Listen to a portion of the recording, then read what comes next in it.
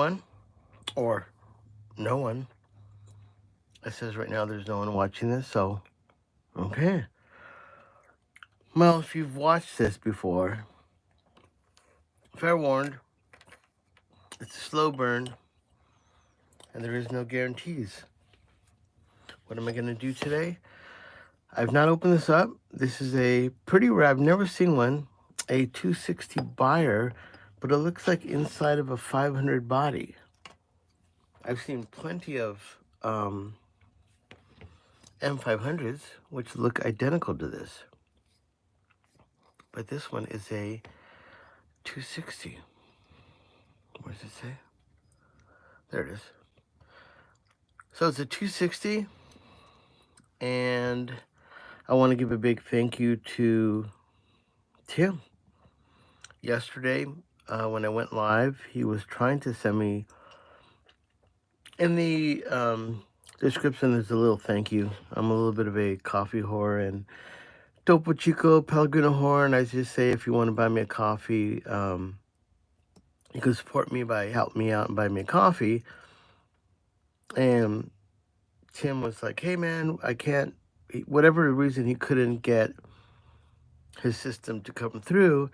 And I woke up in the morning, and in my PayPal was 20 fucking bucks. That man sent me a $20 bill. So I don't know if he's here or not, or if he checks in. I couldn't reply back to his email because it was an automated email from PayPal. And I just want to say thank you to him for doing that. That was amazing. This isn't like, this is the wrong thing if you're going to do some kind of get rich on doing ribbon microphones. But my page is monetized, and it does permit me to accept gifts of that. And also, I do, if you watch some of my other videos, I talk about upgrading some ribbons. And my theory is, I'm kind of a guy that, I'm paycheck to paycheck. I've been an artist. I've been recording since the late 90s. Steve Albini showed me how to record after he did my second record. And I've kind of followed, not necessarily in his footsteps, but, remained kind of in indie bands and rebellious only in the thing of I don't do boy bands and shit, I don't record chicks because I try to bang them or something, or some weird kind of thing, What's up, Weedboro? And, yeah, I just love recording sick bands. And I have Mars Volta did their second record at my old studio. Los Lobos did a record at my old studio that was Grammy nominated. I've recorded John Frusciante. And, work with Kim Deal of the Breeders. I did a Breeders record.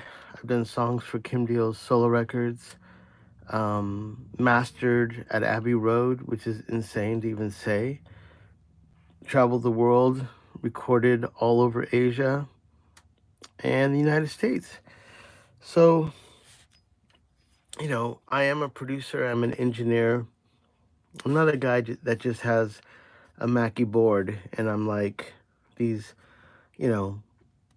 M audio speakers, and I'm telling you oh, this mic sounds great. That's, you can't tell if a mic sounds good unless you have something of a reference. And my system is ATCs, NS10s, inward connections, monitoring section, Wally Hyder APIs, Neves, Cytex. I have Electro Audio 500 series, and those are wicked for ribbons. So yeah, there's there's a lot of possibilities for ribbon microphones, but what I always kind of tell people is not necessarily that there's gatekeepers, but what you guys see me doing here is something no one ever does. In all my years of trying to learn how to do ribbons, I really wish I would have turned on some kind of tutorial. And there was some guys, man, there was a guy that did these old RCAs, and he would build them to a certain point, but you never see him corrugate them, and you never really see it get finalized, and there's a lot of mystery questions of how and why and what is that. And even guys that I knew that were my buds, that worked at Ribbon My company, I'd be like, hey dude, I'll treat you to lunch. Like, like I just want to know. I didn't even know I didn't even know those were magnets. And they were like, no, bro, can't really do that. It's like, it was just fucking insane. All the gatekeepers of trying to learn how to do ribbon mics. So I just kind of learned myself. And then as I got in the world of doing Beyer microphones, which are some of the hardest ones to do, I started with 160s. And I made my own corrugated ribbons that were piston style. Piston style ribbons are like, okay, the sound source of this mic is, the sound's going to be hitting it right here. Beyer 160s, but this is a Beyer 260, 130s, 500s. They're piston style ribbons. So if the sound hits it, the ribbon moves up and down like that. All the ribbons of the world, when the sound hits it, they move back and forth. So I didn't know it when I started designing ribbons. Before I even put them in a microphone, I started figuring out how to work with foil, how to corrugate a piston style ribbon before I even knew that that was something that people don't do. So then when I got into other microphones, I was like, holy shit. Like this is like working on a Rolex. And then, on other microphones, it's like working on a Tonka toy. They were just so simple in theory. So yeah, I just kind of tripped out on ribbon mic. So if you go into my video collection here, you look for my lives and other ones, you'll see me do BK5s. I did Butch Vig's BK5. He's a pretty big producer. I did Michael Beinhorn's BK5s. I've gone to Daniel Lanois' house. He's checked out my ribbons. I'm making a ribbon right now for Daniel Lanois. The singer from Granddaddy, I love Jason. He has one of my ribbons that I did. Aaron Espinosa has a place called Ship Studios. Stella from War Paint. And I've done 160s for Mr. Rubin. He's now the drummer for the Foo Fighters. And when I worked with him and I got his ribbon done, he was in, he was doing Nine Inch Nails, Danny Elfman. So he's more like doing Danny Elfman stuff. And then Justin Middle Johnson, who's a Beck's bass player, sick producer on his own, does like Paramore. I did his microphones, and my friend Gus, who's in Roger Waters' band. This is not naming names of people that are like, I'm trying to impress you. I'm just saying, like, the people that I've done mics for, if you fail and these mics are not good, those are the ones that don't give a fuck, and they'll tell you that it's not good. Like, so that's how I started. I started really in my world doing mics for all the dudes that are the dudes locally in LA. So once I got that under my belt, only because of this and going on YouTube, and then I was actually part of Produce Like a Pro for a few years, and every now and then, Warren or me would do something where I'd talk about ribbon mics, and little by little I started doing ribbons for some of his buds, some people that saw me on Produce Like a Pro. And now it's got to the point now where, there's guys from Guam. Paul from England just sent me maybe 12 microphones to do. And there are repair guys, don't get me wrong. There are dudes that spend all day and all week, and they do 20 mics a day. But I'm not a repair guy. I'm a producer, happen to have a knack for doing this. I love doing ribbon mics. So if I'm not rebuilding this, or you didn't smash your 74 and you're looking to find original parts for it, I'm not that guy. But I am the guy that can put ribbons in mics when they blow. I'm not a repair guy, but I'm like kind of I don't know what that word would be, but kind of like a ribbon mic enthusiast, technician. I don't know what it would be called, but I believe it's like practicing law, practicing physician, practicing ribbon mics. There's no guarantee. But when I think about the best ribbons in the world, Beyers are some of them, AEA are some of the companies, Kohl's, Royer. My ribbons that I corrugate, that I put in most mics, are, I would say, similar to Royer. Not in the sense that they sound like Royer mics, but the durability, mids and highs, the corrugation. I followed kind of like, my ribbons are somewhat corrugated and with more points and valleys that I think add to sound better. When you get into ribbons that are really wavy, it's a little bit duller, a little bit darker. You know, and also, if you see me do Kohl's hair, Kohl's are fucking impossible to do. And I remember for 2 years, I did a few Kohl's, and then I said, I swore them off. I said, I can't do them. To get the ribbon inside them, this thickness of a Kohl's is 0.6. And just to give you an idea, most ribbons of the world are 1.8.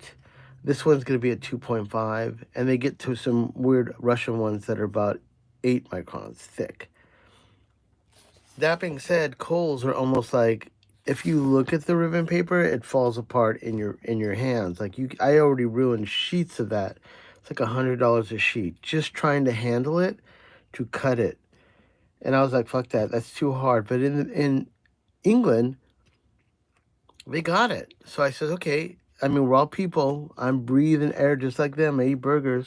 I take a shit just like the person that installs ribbons. I think I can do it. And now I can do it.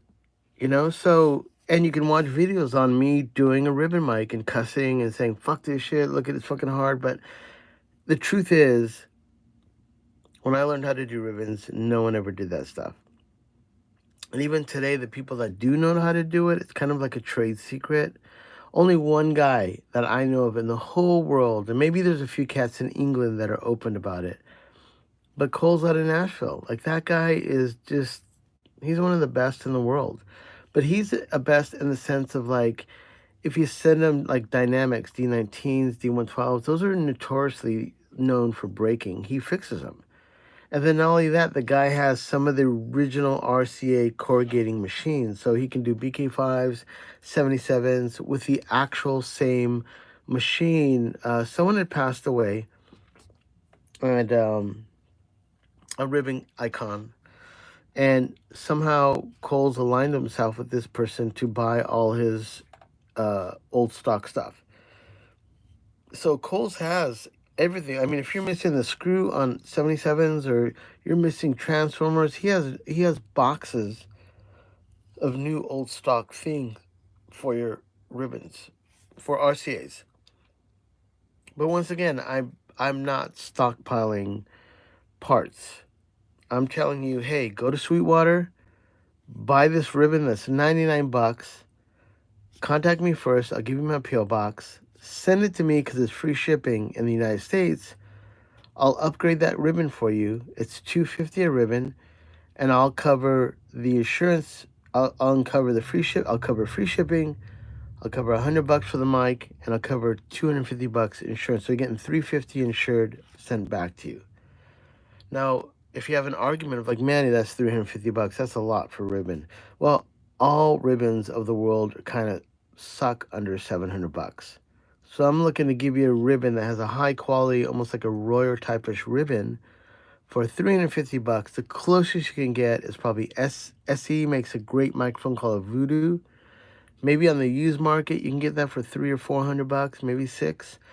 Royer has a lower one, which is a smaller mic, and that's maybe in the $700-800 market. But if you kind of, if you kind of just go, oh, I'm just going to buy a 160 used, those microphones are thrashed sometimes inside, and you can't tell. If someone says it was great, and they send it to you, and then they're like, well, it was great the last time I used it, no fucking shit. Everybody does that. And you go to buy tape machines, and you buy a tape machine for $6,000, you take it back to your spot, and you're like, hey, this is weird. I was working before I put it in storage, man. Like, that's just the fucking way of the world. So how do you ensure that you get a great quality ribbon mic? If you're interested, you can contact me, and there's probably a handful of people in the US, and there's probably a handful of people in Europe that do really great work. All right. I'm already 14 minutes into this, and I haven't even unscrewed this. But anyways, really quick props to my bud, Tim, who sent me some cash from last night. He was kind of struggling to figure out how to do it. And when I woke up in the morning, I had a 20 spot from him. Thank you so much. If you want to send a thanks, in the description, you'll see a thank you icon or thanks icon. You can buy me a cup of coffee. Or you can buy me a Topo Chico. Look at that. Okay, let me get a drink. I'm parched. I'm slightly under the weather. Oh my God, man, I haven't gotten sick in a long time. I get sick about once a year, once every 2 years, maybe 3 years.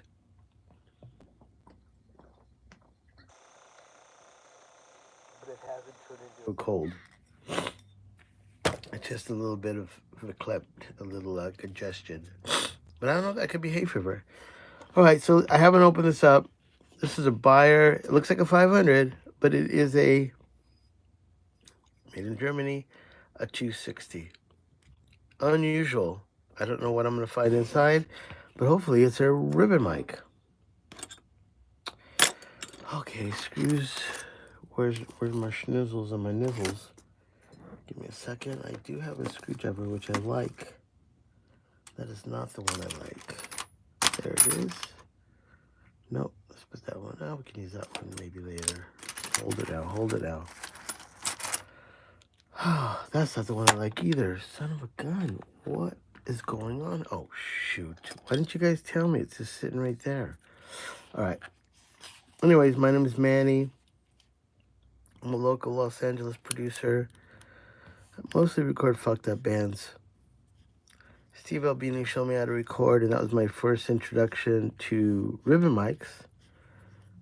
When he did my record on my guitars, he had a Beyer 160 and an AKG, what is that? 251. I think that's the right number. Pencil condenser. Well, look at this screw. That, can you see that? It's like an ant. Yeah, okay, that's one screw. Some of these Beyers, you have to kind of hammer these off. So 160s are not, I don't know why they decided some mics they would let you have access to and some they wouldn't. No idea, but I wish all Beyer mics had a little screw on the side because taking apart 160s is a son of a bitch.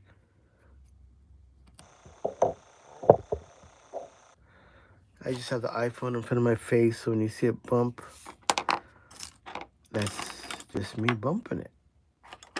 This is not a YouTube guy, YouTube head, where everything's all fucking, you know, I don't know, you know, just, it's kind of low pro. Okie dokie. So I'm taking apart a ribbon mic.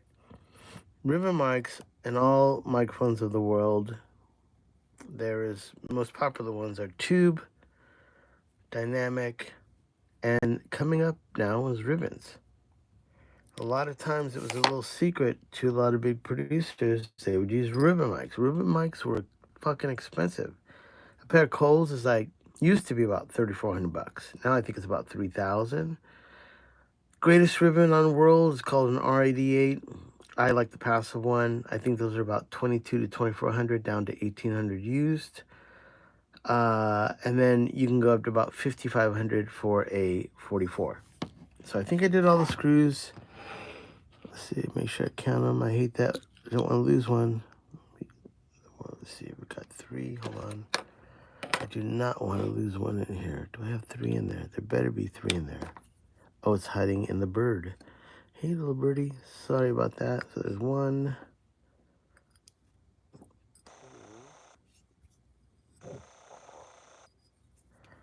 93. Where'd that fucking third one go? Is there 2? 1, 2, 3. What's going on here? Am I gonna have to go searching around the ground like a crack whore? Oh, there it is. It's hiding in the bird's head. Son of a gun, you. Okay, it's just my little OCD. These microphones are the kind where you don't want to lose a screw because you can't really go down to Home Depot and get it. I feel a sneeze coming on. Hold on.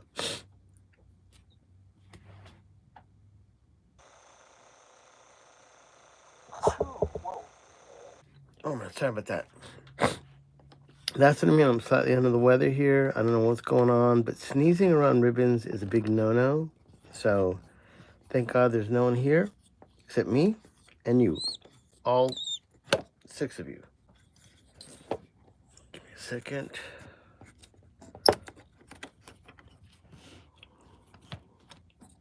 Let's see if I can, this is the tall mic. I need to raise up my light game.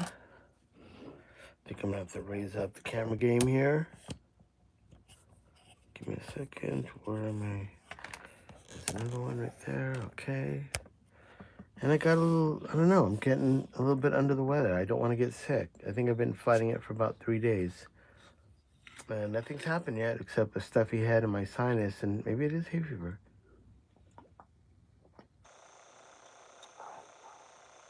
Let's see what this looks like inside, if it comes off.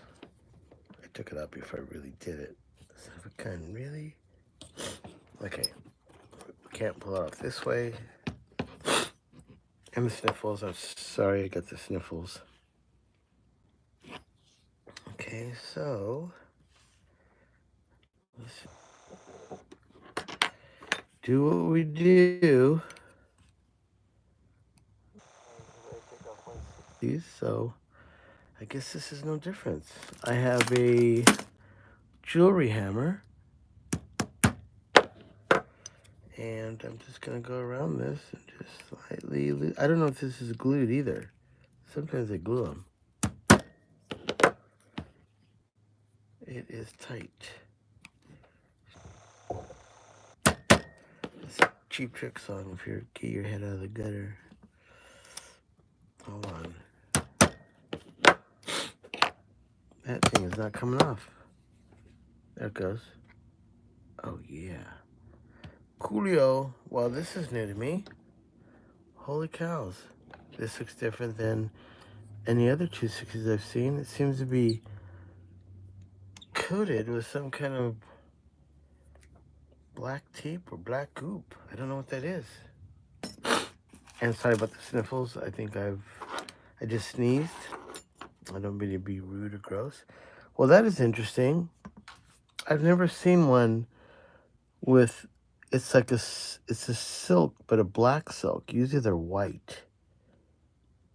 And that whole little top part looks like it's almost like blacked out. Whoa, I've never seen this before. And that head basket is different than the other one I've seen. This is a very unusual. Okay, the transducer looks right. I've never seen a head basket like that. That is really, really unique. Yeah, this is weird. I'm weird. You're probably weird. If you're watching this right now, you're totally weird. Okay, so let's see what's going on here. Oh, it's plastic. I thought maybe it would have been like painted on, but it was uneven right there. Okay. So this is kind of like a plastic prefab head basket. And the biggest issue with always 160s and all the other mics, right? The absurdist, you are weird. I don't know you personally, but yes, you are. The biggest issue is this. This is actually kind of cool, and I don't know why they didn't do more mics like this. This is covering where the screws are, and there's a little small speck of the ribbon, which is always exposed right there and right there. It's the only one I've ever seen that where they kind of have actually covered the ribbon totally, because usually it's covered in tape. Hold on one second.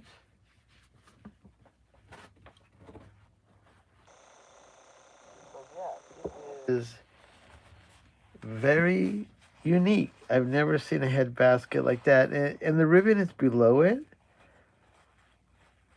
And that's going to protect it from the wind. But I've never seen one like that.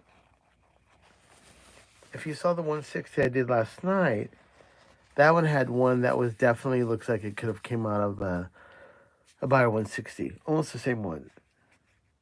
But it does look kind of similar to a 500. But a 500, and also I have the sniffles a little bit, so not to be rude or creepy or weird or gross, but I am going to sniffle and I am going to sneeze, but hopefully not on the ribbon. So yeah, so this is interesting that this is engulfing the whole transducer, or the motor. It's actually covering the screws. Yeah, it's not baffling, but it's just like, I don't know why they didn't do all of them like this. Because it's kind of genius, because it keeps you from, whenever I have to tape them, I'm just kind of keeping the wind from going into that, where it's kind of dumb. They put these little caps on it that it leaves the screws exposed. So you have to get tape and you have to cover them and glue this on the top. But this is the first one I've seen where it actually is covering the screws and everything, which means I had my tape ready and I'm going to glue, and it looks like, I'm going to cut that off though. Hold on a second.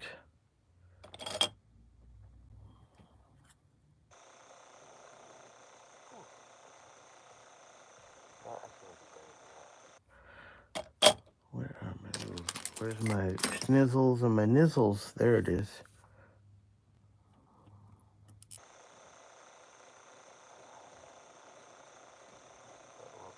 Right later on. There it goes. There's Paul. This is Paul's in the group chat. Say hello to him. This is his mic. I was explaining this hasn't been done. I haven't even started it yet because it's a little baffling, because this, I've never seen one that covers everything. But I mean, I guess 500s do. And I'm wondering if this is just like a upgraded 500, but we will soon find out. And I have a little bit of sniffles, so I'm sorry for the sniffling. So I need to get under that head basket, which is glued in. And like always, it's always like, oh really? I think it's gonna be easy. So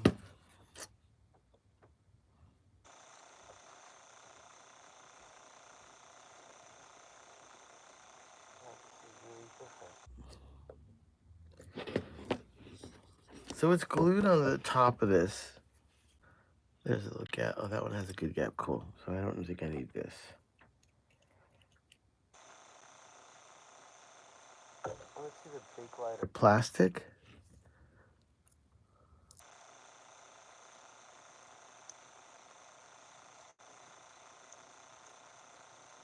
Well, like the other mic, when you remove this, it's like the glue turns to dust. Dust, as my wife says. It's dusty. Well, this thing is going to be fucking corroded. I can already tell you. Which I have to clean the glue and then replace it. Because this glue dries up and it gets all over the ribbon. Alrighty. Interesting. Now, 500s have a piece of plexiglass in there. I just want to make sure there's not one in there, because if there is, I'll remove it. When I get 500s, I take out that plexiglass. It's like totally stupid. And you can quote me on that. It's just kind of dumb. But I don't see a plexiglass in this one. If there is one, then I would remove it. But I don't see it in there. Looks like it's just screen. Yeah, it's just screen. So that glue that's all brown that you see on the top, it's just fucked up. Because once it goes dry and the mic gets bumped around or you're using it, basically is a mess. You can see a little bit right on the edge. So I'm going to clean that. I'm going to put this in the little safe area with the 3 baby screws, and we're going to get started. So let's look at that ribbon real quick. So this is a Beyer 160 ribbon. Looks different than all the other ribbons of the world. The lines on this are running up and down. Most ribbons of the world run across. And this is a piston style ribbon. Now I'm going to replace it, but I'm not going to put a piston style ribbon in it unless you are a official Beyer repairman, certified and everything. You probably have those ribbons sent from England, and I mean from Germany, and you could do them. I do make my own version of this. But I've come to find out all the people of the most in the United States, or all of them, unless they have old stock ribbons, they use traditional corrugation. Initially, I was kind of like, "Fuck that! I'm gonna do it the way this was done." But when I've corrugated these with standard corrugation, these mics sound even better.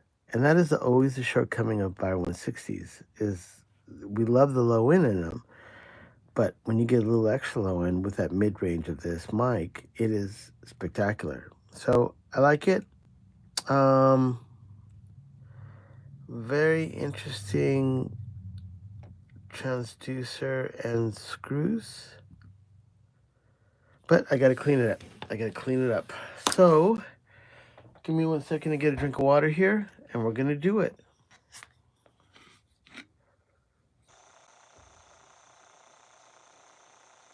What's up, everyone? I have Paul joining me. Boricue, American? Maybe I'm saying one. Boris, Borikia? I don't know. Sorry I'm saying your name wrong, but thank you for joining me. And I appreciate everyone tuning in here. And I want to say if Tim's anywhere in there, he sent me a 20 spot last night. He was having trouble, and I woke up in the morning, and in my PayPal, there was 20 bucks. What a guy. Thank you, dude. Oh, well, hopefully he tunes in. I couldn't reply back to him. It wouldn't let me do that. But my goal right now is to clean, as they say in France, this motherfucker. And then I'm going to install a ribbon in it. And if you've been watching these, there's no guarantees, except I've never not put a ribbon in a mic. Paul, you son of a gun. Thank you so much, Paul. That is wonderful. This is Paul's mic. Paul's tapping in from England right now. I'm not sure what part of England he's in, but I will know soon because I got to send this mic back to him. Paul, thank you so much, man. He's been a good sport. I said, if you send me these mics, I'm gonna post them on I'm gonna post them on. Well, I did some on Instagram, but I'm gonna post them on my YouTube, and it was totally down. So I have basically the equivalent of acetone, but through it's called women's nail polish remover. And I have to get all this stuff off because when I redo the ribbon, I don't want that dust to be going into the ribbon again. So we don't have to really, I don't have to do too much. I just want to clean the area that's closest to the ribbon. There is a little bit of a buildup, and I've come to find out that it's just almost nearly impossible to get that off. It almost looks like rust, but it's not. And that glue is just nasty. So I'm going to do a little bit on the bottom of the mic just to kind of clear off what's around the screen. And if I sound a little verklempt or a little stuffed, my nose is a little bit stuffed right now. So, and see this, even the screen like has a little bit on it. I mean, look at that. It's just filthy. And I'm just using, yeah, it's really filthy.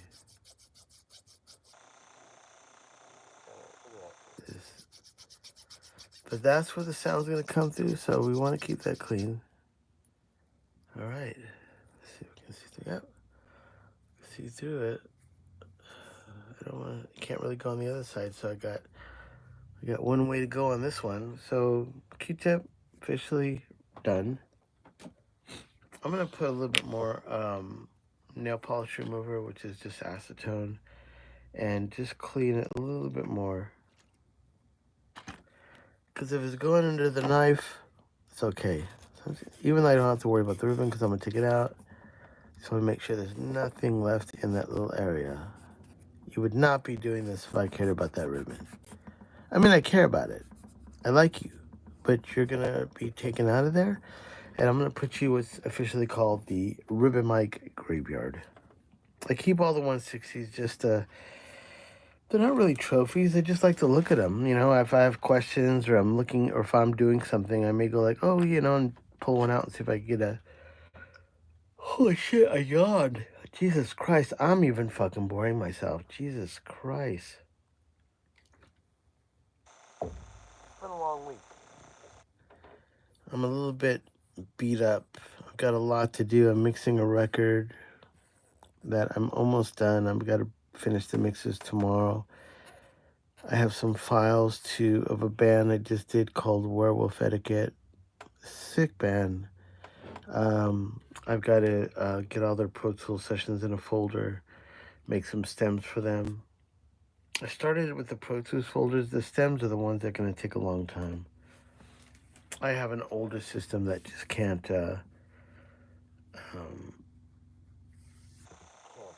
just do the, you know, what the new rigs are about, where you just hit a button and it burns it out. I've got an old rig, but I like my rig. Oh, thank you, man. Well, this is not recommended as one of the first mics to work on if you're going to work on ribbons, but eventually you can get to them, and hopefully whatever mystery and people tell you can't do it, tell them to fuck off. Go buy a mic and come to the terms. If you fuck it up, it's your fault.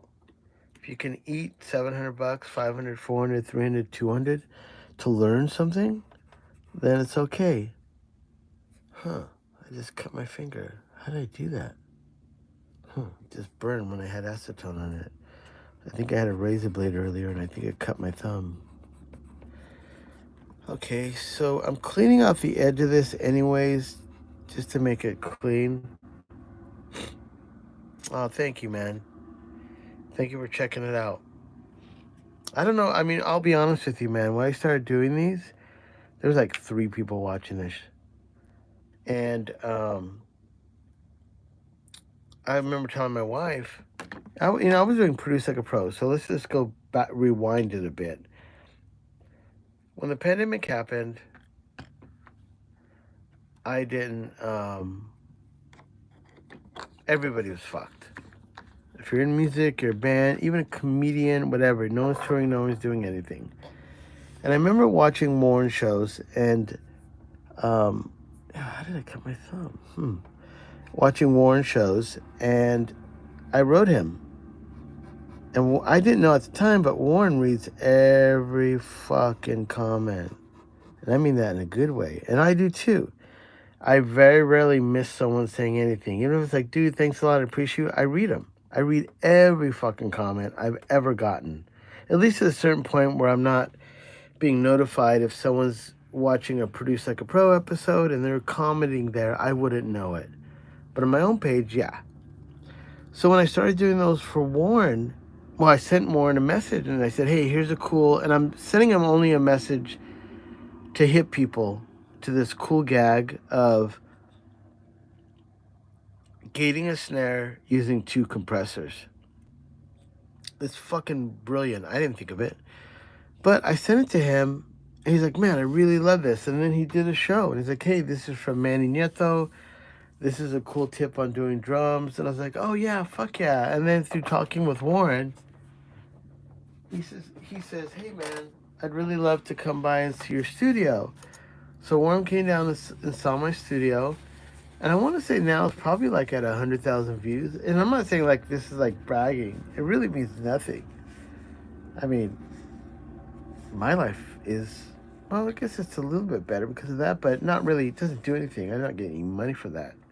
And my nose is a little stuffy, so sorry. So Warren just asked me, hey, when they came down to interview me, he asked me, do I have any tricks?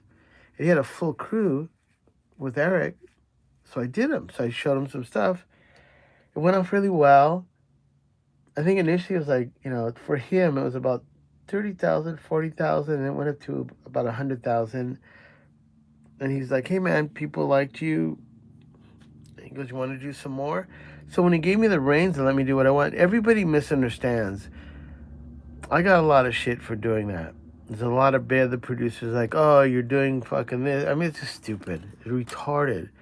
I go, no, dude, I do what the fuck I want. I just call Warren and say, hey, Warren, I'm thinking about, I want to do Pete Thomas from Elvis Costello.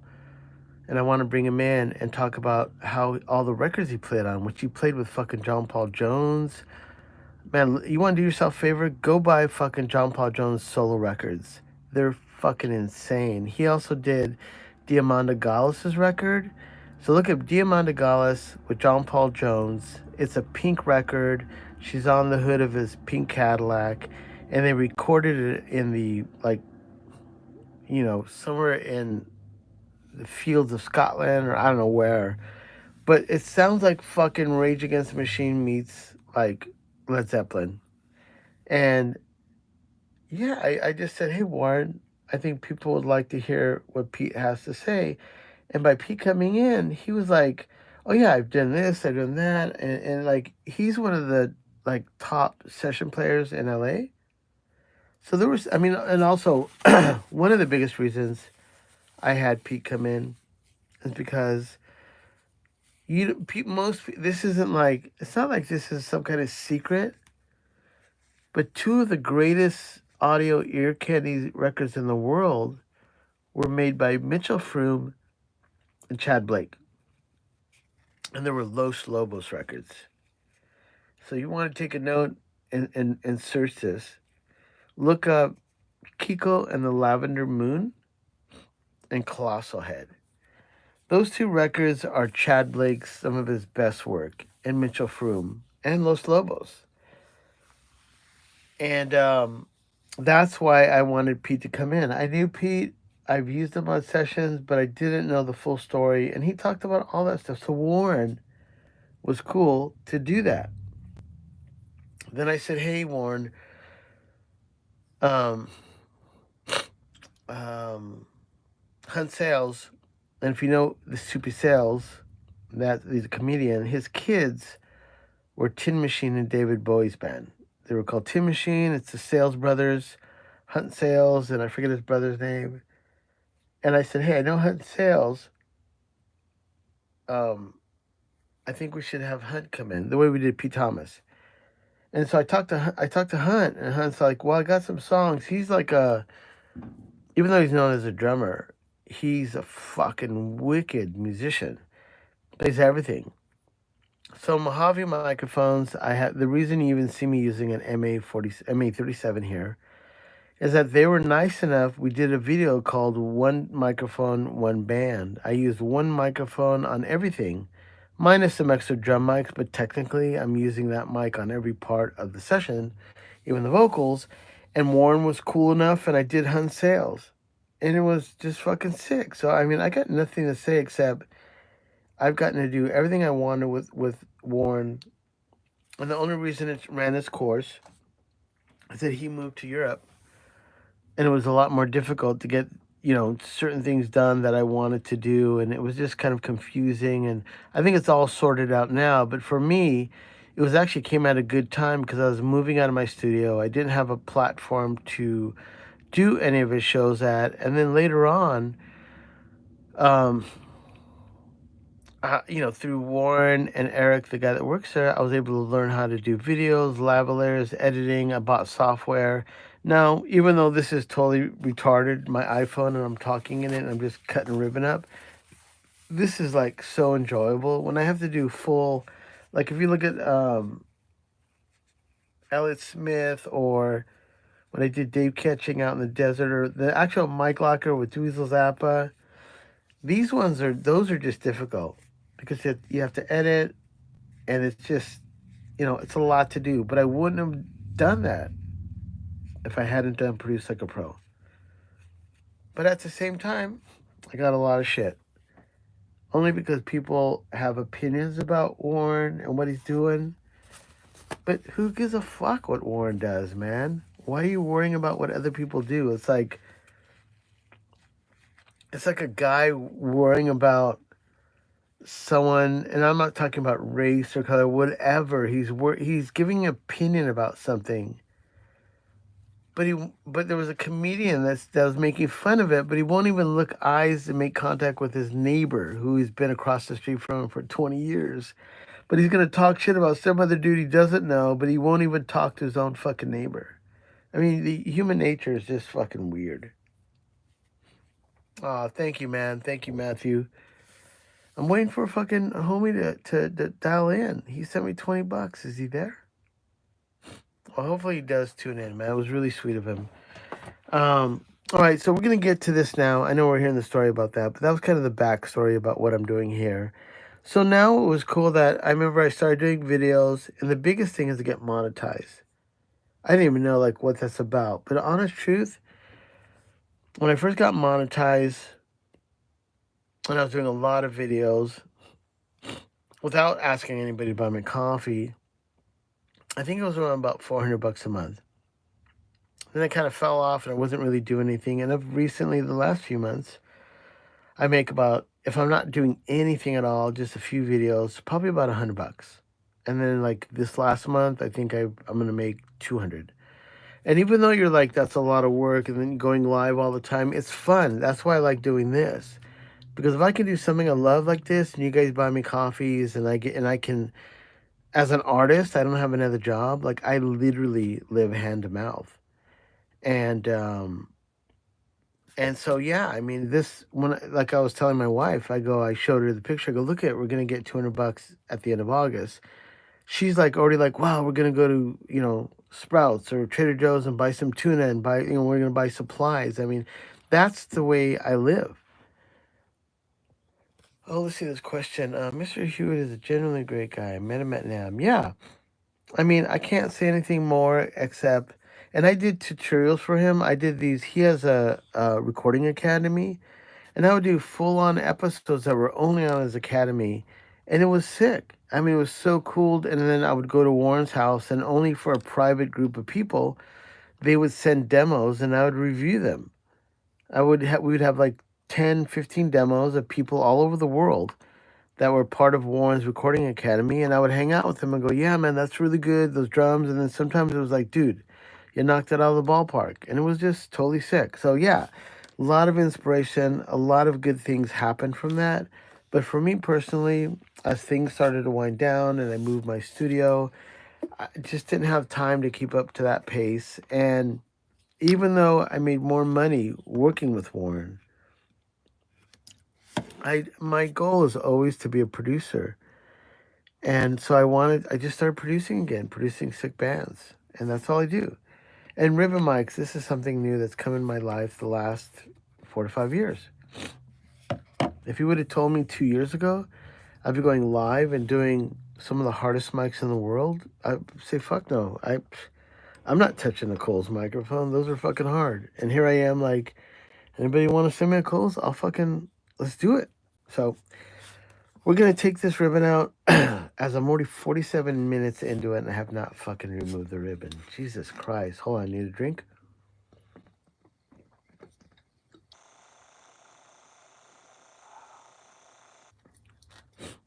I got a little bit of the sniffles, so if you hear me, that's all I'm doing. There's no mute button, so I can't really mute it. And this is live as fuck, as they say in France. They go wee wee, live as fuck. I'm live as fuck right now. So there's no guarantee, but let's just see what we can do. I cut some ribbons earlier. I was just wondering, I was like, fucking fireworks are still going off in East LA. Can you fucking believe that shit? Like, am I wrong? Didn't we already do? Didn't 4th of July already happen? Okay, that is a little small and a little tight. Okay, that's what she said. I did it. Fucking, I did it. Okay, that's coming up. That's better. DT Soundscapes. Hey, Manny, keep it up, man. Thank you. I appreciate that. The Absurdist too. Tim, is that you? You sent me a 20 spot. I tried to reply back. It wouldn't let me. Is that the Tim, the same guy that sent me $20 on PayPal when I woke up this morning? Everybody say hey to Tim. I believe that's him. Alex Hunt. That's an SM57. I know. That is a Fire 260. And once again, I'm praising Tim because he was trying to write me last night saying, "Hey man, I can't. I want to hit a thanks, send you some coffee money," and he couldn't. But he was just like, "Hey, can I get your email?" I said, "Oh, my email's in the description and all my things." And I said, "My PayPal is my name, Manuel Nieto," and I go, "It's under the email that's listed in my um." My information. And then, dude, you did it. I woke up and I was like, "What the fuck? You motherfucker. Thank you. That's fucking sick. I love that. Made my fucking day, you know? I mean, it's really cool when someone likes what you're doing that much. And I honestly have no idea anyone would even like to watch this, except I'm proud to do this. I'm proud to show it to people because no one fucking does this. In the world of the internet right now, there's no one live taking apart fucking the rarest and hardest ribbon microphones of the world. Even fucking tube mics, everybody's like secretive about what they're doing. And all the tube mic companies, all the ribbon mic companies, they show you the process, but they don't explain to you how and what, and they don't want you to touch them. Buyer does not want you to repair these. They just buy a new one. They make more money that way. So a Buyer 160 has, this transducer would be the same as a Buyer 160. A Buyer 160 would have a hole drilled there, a hole drilled there. You got one ribbon being held by the middle one. You got another ribbon being held by the other plate. So with some extra holes in this, it becomes a 160 transducer. But it's different than a 500. But this is within a 500 body, which is really strange. And it had this very unusual bakelite or plastic thing here. I know, Paul's building his own studio, man. This mic collection is part of his ribbon mic collection. That he finally has a 6th studio that he's going to work out of. And that's exciting.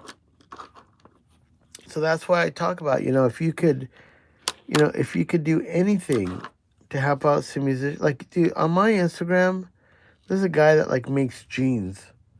Like, handmade hats and shit. I would share them. Because that's how that guy makes a living. It's like, help out your friends. If you're on Instagram and you see something that's really cool, don't be a fucking gatekeeper. Just fucking share it. Who fucking cares? Same with you, Tim, man. Thank you so much, dude. Yeah, that was really sweet, man. Really blew me away. When I saw you struggling to try to pay me, I thought maybe you would just come back online and I would see something, man. But when you just went out of it, dude, that's a lot of work. You got to get my email. You got to go in your PayPal. You got to load in the information. You'd be like, oh, I hope that's fucking Manny Audio Pilot Service. And you did it.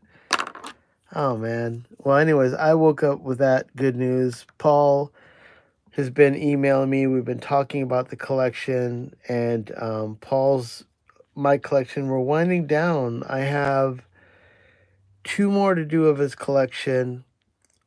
And just remove this. Look how small it is.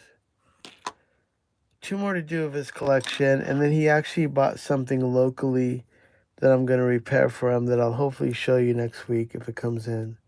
So that's how small those little screws are. That's holding down the ribbon. That's fucking tiny. It's like a little ant. All right, give me 1 second. Give me 1 second. Uh-oh, there are 2 coming. I didn't know that. What's the other one, Paul? Are they the same? My nose is a little bit plugged up, so it's a little stuffy.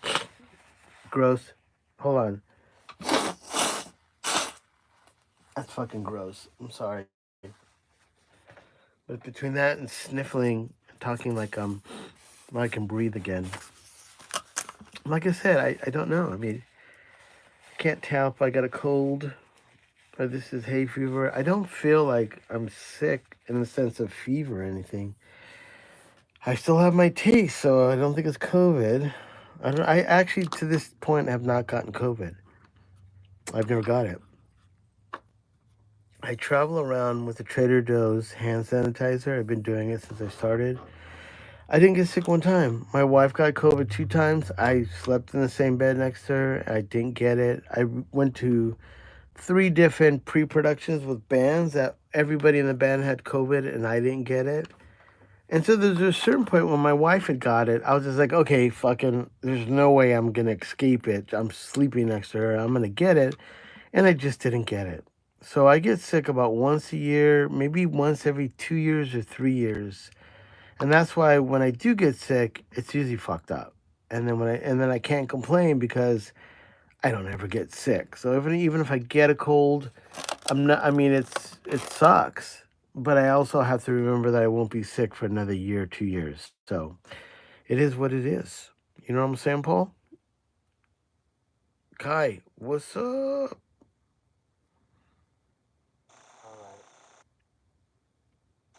Okay, we're supposed to do something here.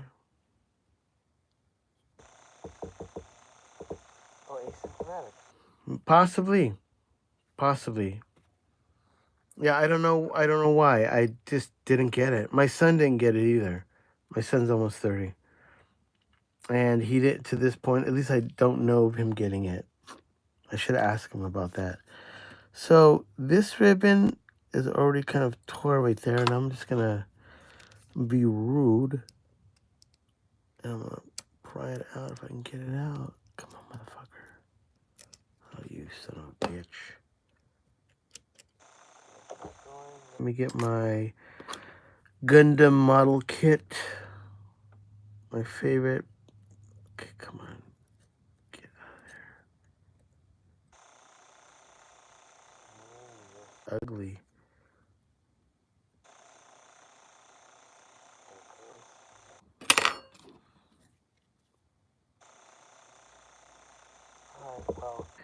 That is a destroyed 160 ribbon, but these are super cool. They're beautiful ribbons.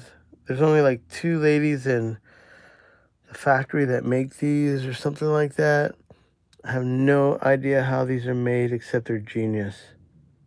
They're fucking works of art. And I appreciate them, but they will blow and they do go bad. Yeah, Strong and Meaning says, I hope. You know what? I have every day, I'm not even lying, every day I have coffee, espresso or coffee, and I have eggs and hash browns. Or something that has eggs and a potato or hash browns or just eggs. And I do that as long as I wake up in the morning. That's what I crave. Daniel's in there. Ribbon microphones have their charm, but I'm saddened by how fragile they are. I hope to buy one someday.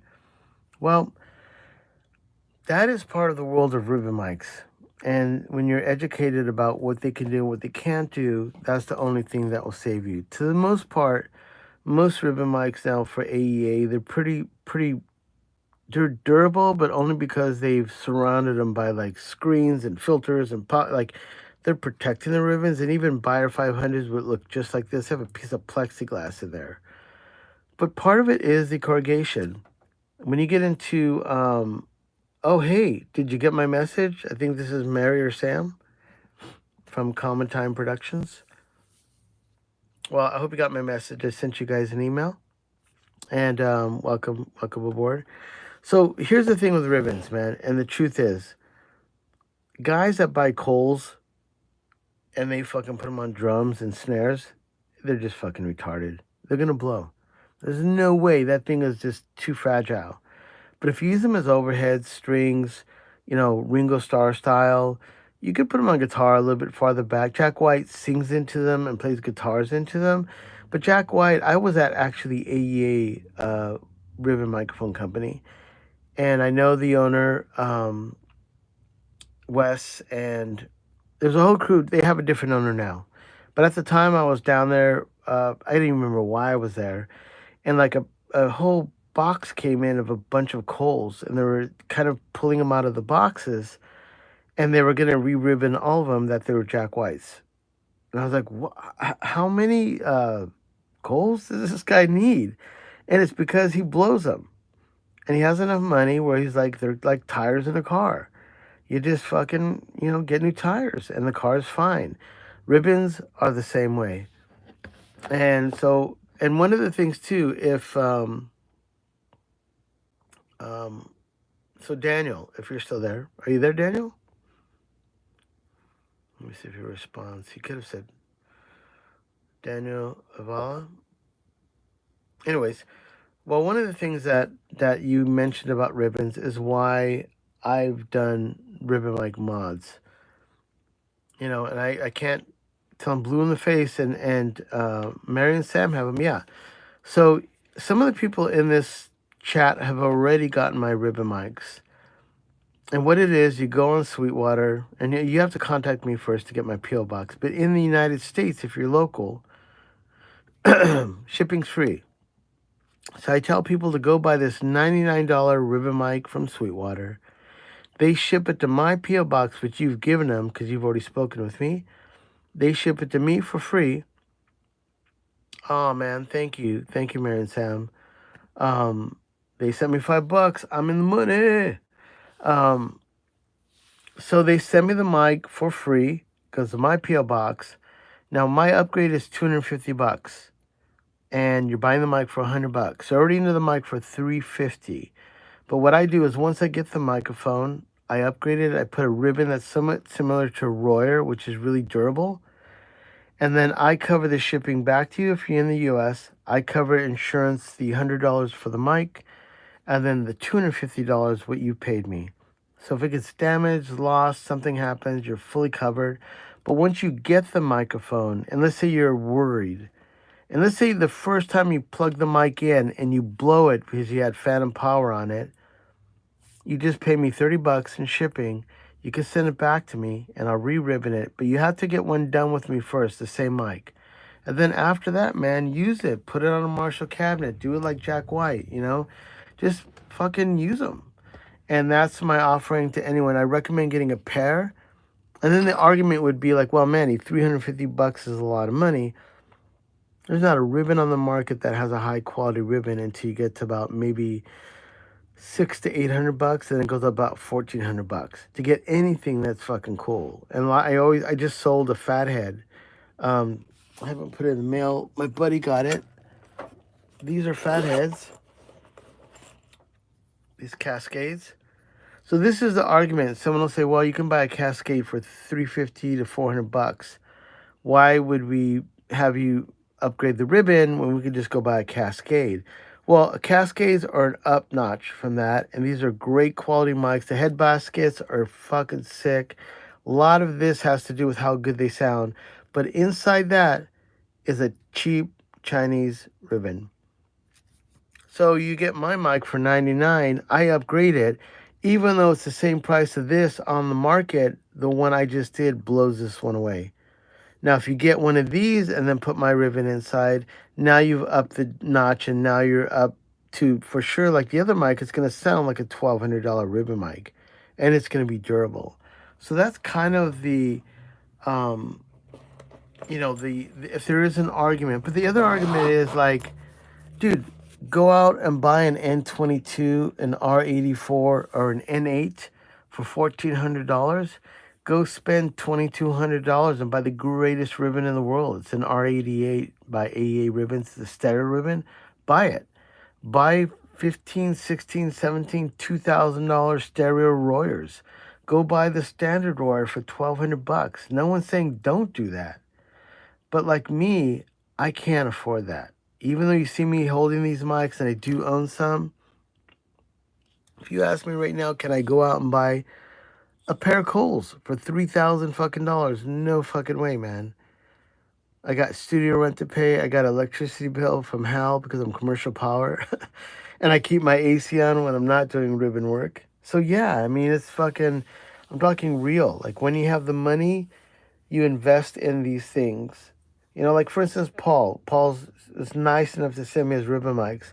What he gets, like when I do his Reslos, those are fucked and it costs a lot of money. When you get a Reslo, they're not good. But a lot of people, if you're in England, there's a few people that do great work out there and they upgrade them and they make them sound better. So yeah, back onto the mic. We're already like Damn, I'm 64 minutes in this motherfucker. Okay, so if you look at inside this, you see these like kind of brass. These are going down to the transformer. One's positive, one's negative. I don't know which one it is. It doesn't matter. There's one is positive, one's negative. And usually, let's see what the head basket is. When someone's well, this one doesn't have it. So let me see if it's not even aligned. Wow, weird. Yeah, this is offset. Usually Buyer 160s have a red dot that tells you where the ribbon is. This one doesn't. So the ribbon's straight ahead. If I lock it into a thing, well, I guess it's right in the middle of the BeyerDynamics. So I guess, Paul, if you want to make a note, there isn't a reference on where the zero of the ribbon would be of the alignment of it. But if you put the head basket on, looks like it's about the R ribbon. All right, so right there at the R is that's what you got going on. Whew. All right, I remember what happened last time. I know what it is. Hold on a second. Dude, Daniel just sent me some money. I am fucking rocking today. Thank you so much, Daniel. Hey, you know what, brother? And also, the best thing you can do is educate yourself. And like, boy, watching these, it's a whole slippery slope when it comes to ribbon. If you go to Guitar Center, they're going to sell you some $1,200 ribbon that probably sucks. Unless it's like a Royer. Like for me, that like when I talk about buyers, the consistency of all the Beyer mics is just fucking top notch. Consistency of AEA, the consistency of Royer, of Coles. But when you get into Chinese mics, even that Cascade, the line is blurred a bit for affordability. Doesn't mean it's cheap or not. They don't care. Is that when you get to companies and you're spending $1,400 for a microphone like a Royer mic, every part has a serial number on it. And they do batches of 50 because what if, like, let's say they do a batch of 50 and there's a bad transformer. They don't know until they've sent them out. Well, they at least know if that came out and it was fucked up, it's only in 50 mics. So that's how smart they think, as opposed to just continually cranking them out 1,000, 2,000, and then they have to recall 2,000 fucking mics. They don't have to worry about 50. And that's really the big deal. Let's see, Paul. Be warned, it's a gateway drug to buy one ribbon. You are correct. Ribbon mics are the secret to recording. I'll be honest with you. Any big producer in the world, they use ribbons. And of course a tube microphone, but ribbons get the job done. Thank you, Paul. Man, that was so cool. Okay, we're going to have a drink for Paul. Paul got me a Topo Chico. Same with Paul, I'm sorry. Daniel. Daniel got me one. Paul got me one. And Tim got me one. You son of a guns, you. Oh, and Mary and Sam.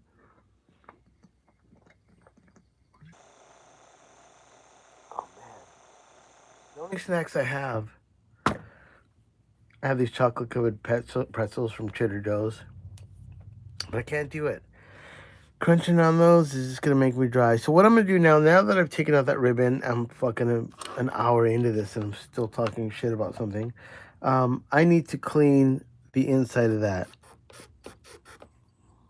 Not too much there. There was something there.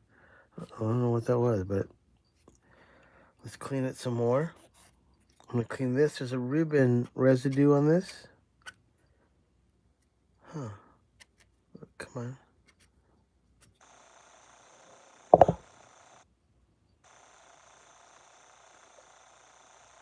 It's okay if there's still a little. I mean, that ribbon is like pretty close to being permanent. It's not a big deal. As long as there's no ribbon there, I'm okay. I'm not okay, but I'm okay.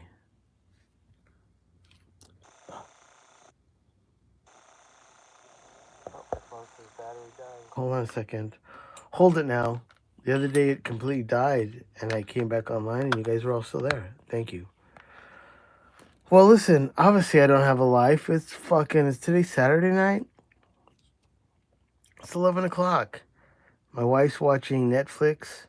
She asked me if I was going to come home. I said, I'm going to lie, baby.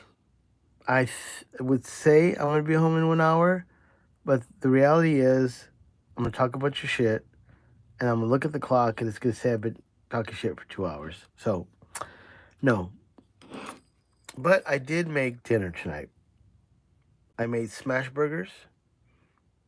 I got a good cut of some butcher, 80% lean, 20% fat. I seasoned it with garlic, salt, pepper, paprika, and cumin. And I made some quarter-pound patties. And then I rolled them up into small balls. Oh, you're from Australia, Tim? Dude, you're lucky. You can go jump in the ocean right now. It's the sunshine over there. Or the sun's rising. Or you're fucking baking. So yeah, I made a smash burger. So then what I did is I got the meat, I cut it in half. I got a pound. I cut the pound in half, and then I cut those in quarters. So obviously quarter pound. And I separated those quarter pounds in halves. And I got parchment paper, which is some of the same paper you see for the kind of the ribbons. And then I smashed them between the parchment paper. So ever you go to like a burger place, you see the guy rip the paper off and he drops it on the grill. That is the secret to fucking burgers. And so I have an iron skillet. And the way you know if an iron skillet's hot is you heat it up, no oil, and you throw water on it. If the water dances around into little balls and it doesn't just steam up, then you've built up gas over that and nothing's going to stick to it. You can fry an egg on it, obviously with a little bit of oil or butter. So I got my iron skillet, threw a little water on it, it beat it. Then I put some oil, a little bit. I got the parchment paper, undid a super flat burger, threw it on the top, and you don't touch it because once it's grilled and builds up a crust, it then lifts up, and then you flip it. And then once you flip it and you put your cheese on it, which most burger guys don't tell you, is that once it's cooked on the bottom, you put your cheese on the top, it's not melting, have a little bit of water and a lid. You throw the water in and then cover it, and you see it just steam up, and it melts all the cheese on top of the burger. And then you take the lid off, the water's gone, you scoop it, put it on your bun. And a secret sauce is I use Japanese mayo and mustard, no ketchup. And when I lived in Hawaii, there's a place called Teddy's Burger. I'm pretty positive that was their secret sauce, which is just mustard and mayo. But yeah, that's what I made for my wife tonight. We had burgers. And then I had a little bit of cherry cola and a little bit of Topo Chico. And I said, babe, I got to go. I got shit to do. I got people waiting on YouTube, all 19 of you. So anyways, that's a little bit of Manny's life. What did that mean? I don't know what that meant. I don't know what it meant. I literally don't know what I'm talking about.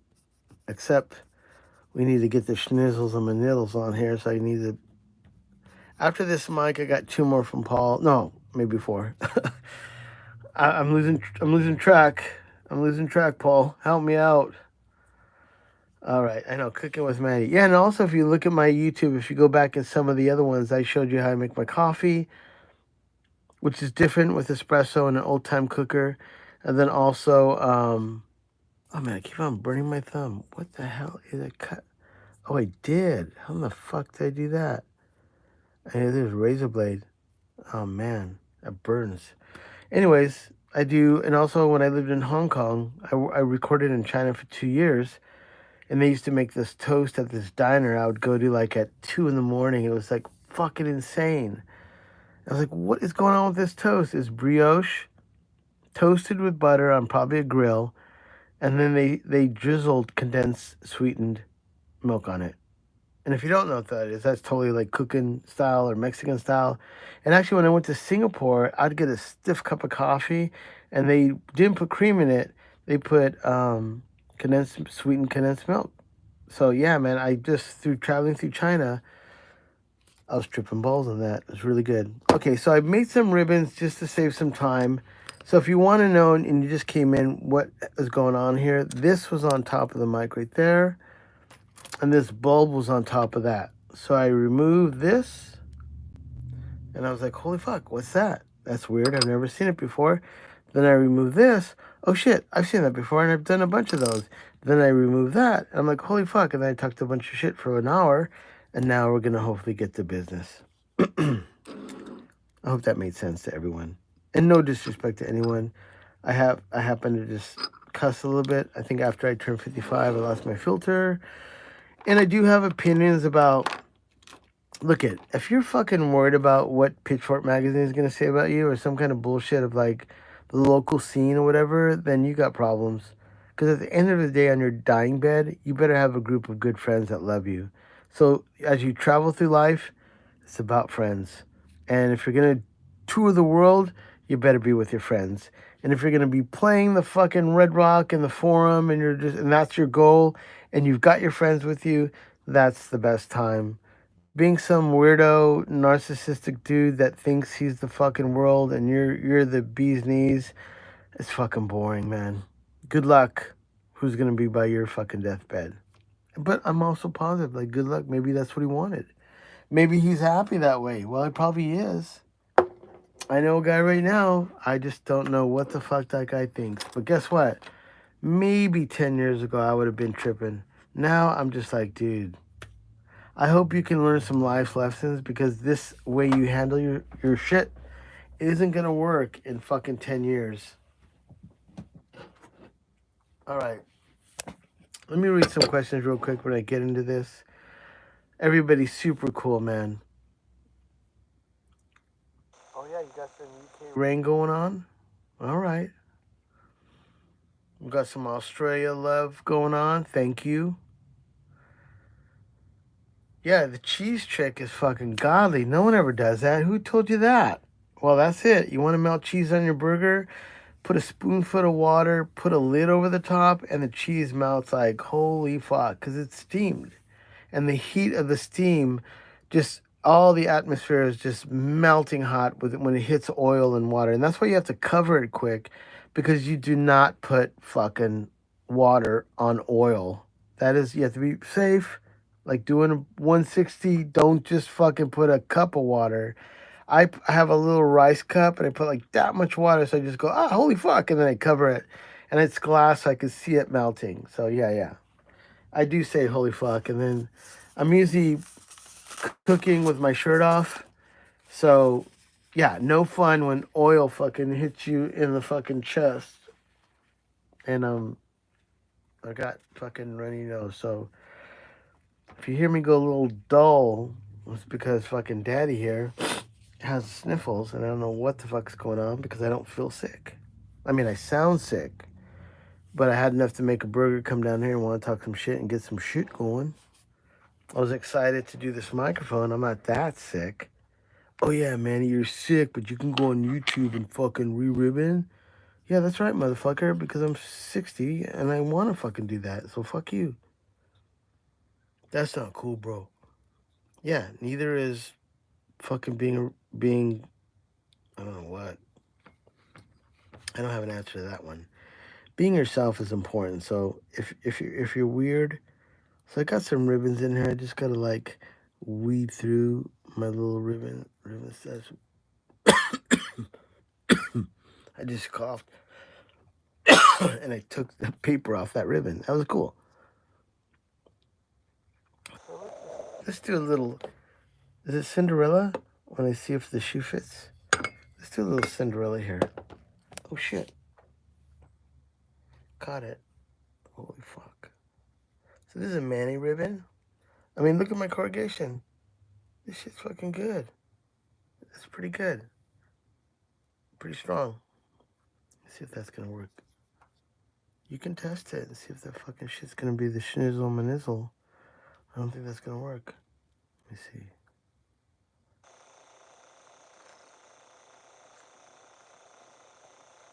Yeah. I like it. I think this is gonna work. We'll see if it works. Okay. the graveyard ribbons in there, and this knock this into the transducer. I mean the ribbon. What's on there? Oh, it's just a reflection.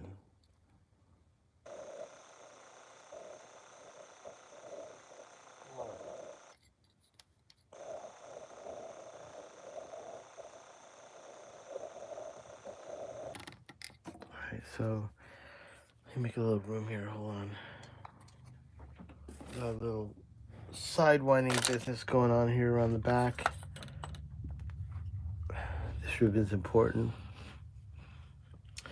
We don't want to lose a ribbon. If you watch me the last few days, the last thing you want to do is fucking have to do a mic over and over and over again. But don't get into replacing ribbons if you think you're going to get it one and done all the time. It's no bueno. All right, come on, get the fuck out of there. All right, we got it. Poochie poochie. There you go. All right, you can buy these anywhere on the internet. I happen to like this one. I put it in my vise. It's really flexible for me. These cogs, they're different. Obviously, I found these in a place called Apex. Actually, I have bags of different ones. Find the ones that fit here. Took me a bit, and I really lucked out because I grinded out the middle, checked the tension, and it really has just been perfect for me. But I have a bunch of different ones, but this one is just, for me, it's easy. It doesn't mean it has to be. They have a bunch of cool ones that are on they're flat, and you kind of do them. Anyways, corrugation is just making the ribbon do what you want it to do. And I spent a lot of time, because of the Beyer mic, trying to figure out what kind of corrugation I wanted. And I happened to really luck out on that one, that it worked. I didn't even know what it came out of. It could have been out of a camera. I mean, they have like airplane parts there, cameras, video. I don't even know. They had a bin of all these different cogs, and I kind of just would go through them and like, oh, I like that one. I like that one. And then when I finally put them all together, that was the one that fit into that corrugator that I bought online, and I was just thrilled to death. And it's been the one I've been using for a long time. I do have other ones that give different sounds a little bit, but I don't know. I go for what I like, and that really works. All right. Oh, I almost fucking crushed the ribbon I was just fucking talking shit about. Let me make sure I get some questions. Paul. He's got 2 macaronis. Yeah, we got to do those. Son of a bitch. Michael. Say no to drugs and alcohol. Yes, sir. I haven't had a drop of alcohol. Well, I shouldn't take that back. I did have a margarita at a Thanksgiving about 2 or 3 years ago. And prior to that, I hadn't had a drink since 2008. And when I did have that margarita, at the time I was like, this is fucking good. And then I woke up the next day with a blistering headache. Like, really? One fuck up. So my body was just like, no, you don't need alcohol. So I don't. But I'm not saying that you have to do that. I have a lot of friends that little drink or that little glass of wine takes the edge off their life, and they are completely content with that. So it's your own business. Whatever floats your boat. You know, maybe you're like a weirdo, you know, and you got other things that float your boat. But don't leave any messages here. There was a guy that left a message the other day. It was like thunder salmon or something like that, and he's just like, I'm cum struck or something like that. Like, what, dude? Like, really? Like, this isn't like a bunch of kids like on some video game chat, and it's just, I'm gonna guess we're all over 35, right? I already looked at my shit.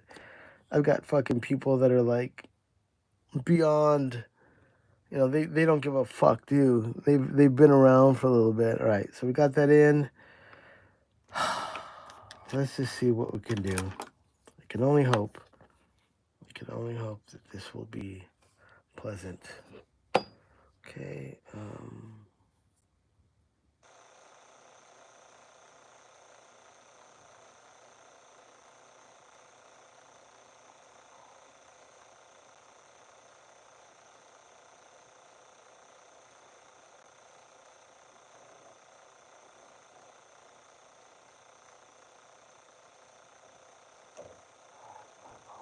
already, man. Jeez Louise.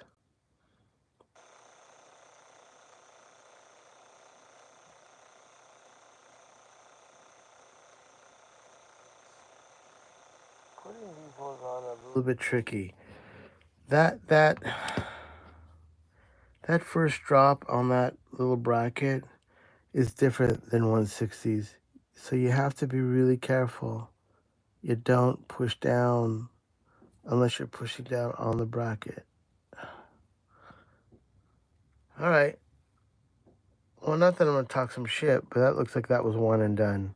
That looks pretty fucking good. Or as they say in France, that looks pretty fucking good.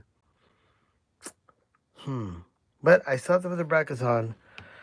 And you've seen that happen. If the alcohol dries too fast and I put the brackets on, it becomes fucking One Stooges. And it's like watching Evel Knievel fucking jump over a bunch of buses and just munch it. Yeah, but at the time, he thought it was a great idea. I always talk about that. You know, he used to get loaded. He would drink a bunch of Jack Daniels, just get fucking lit.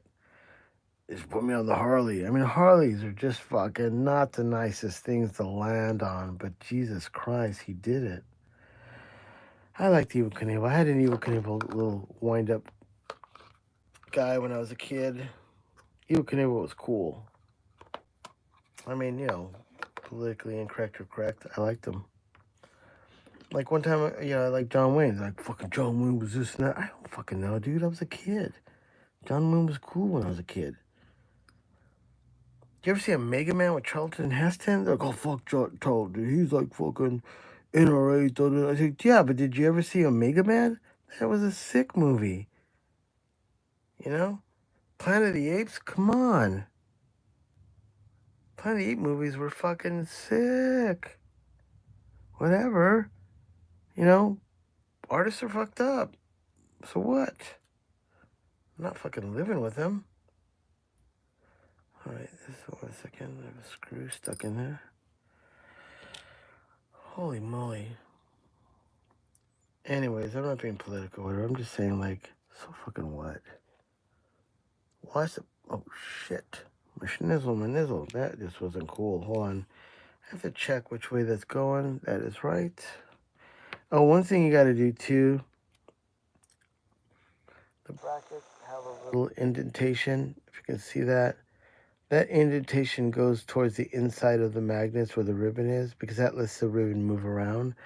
160s have indentations on the bottom plate and the top plate. You have to put them back properly. But I just have to get this one right. I would like to go home early. I would like to be successful. Fuck. Okay, everyone hold their breath. I'm holding mine. Shit. Fuck. Shit. Okay. Come on, motherfucker.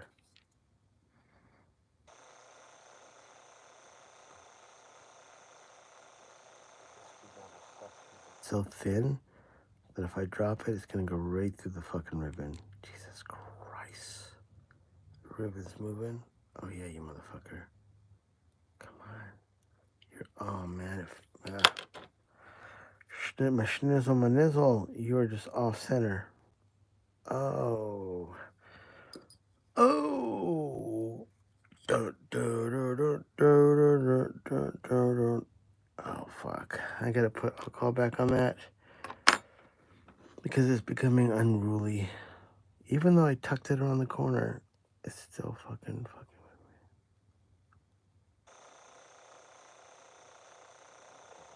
It's fine for now.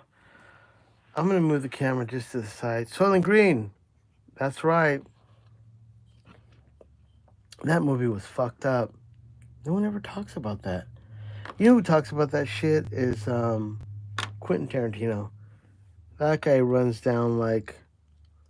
If you look up on YouTube, Quentin Tarantino talks about Bullet with Steve McQueen. That's so fucking cool. Talks about The Enforcer with Clint Eastwood. I mean, you look at Reservoir Dogs, it's just an extension of what he saw when he was seeing the Enforcer. The villain in Enforcer at the time was just fucking pure evil, that guy. The first guy that was like that. And he was talking about how that guy never got any credit for being this one of the first villains. Everybody thought that guy was a monster. But great acting.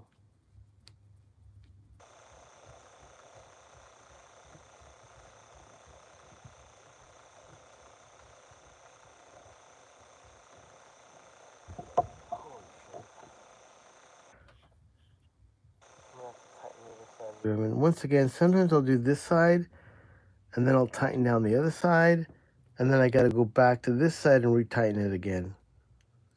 Because the ribbon is flopping around a little bit. I have to make sure it's in the middle. Fucking my light game's off. Hold on. Ooh.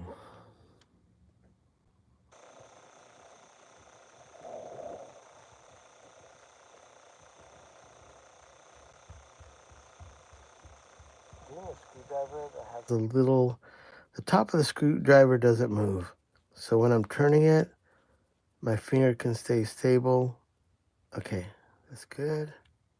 And when you do it the same way. You only do, these are like little brass parts.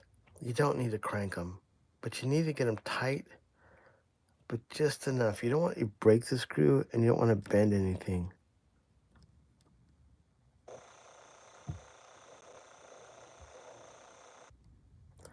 And sometimes you may not know it, but if you do them too tight, holy cows, Batman.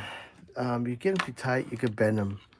And then it won't, no matter what the fuck you do, the ribbon's gonna come loose. So I always have to check that shit, check my schnizzles and nails. So now that we got that one, that looks pretty sick. I need to,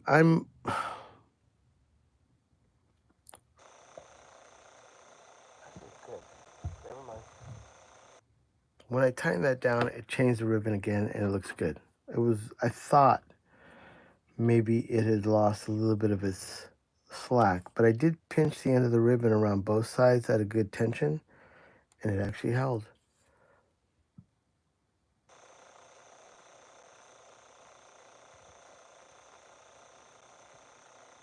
I haven't watched that one. You know what's a great movie?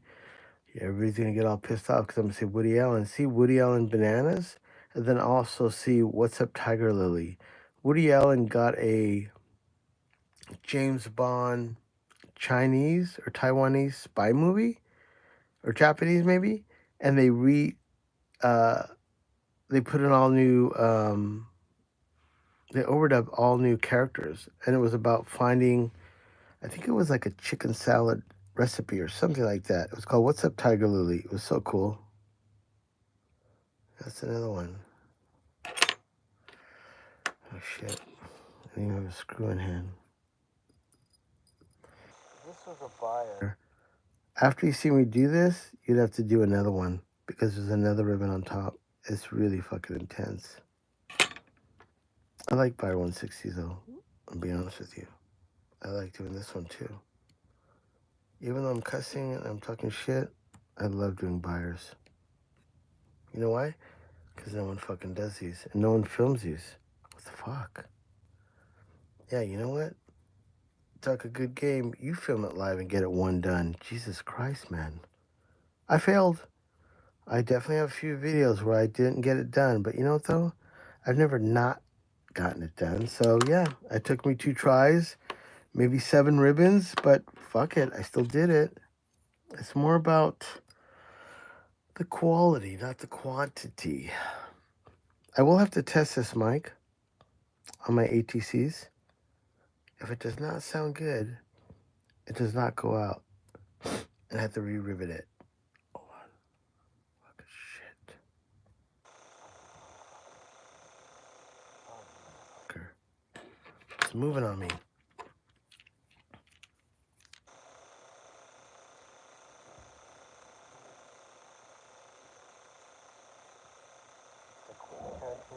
Glorious Bastards. The movie's fucking good too.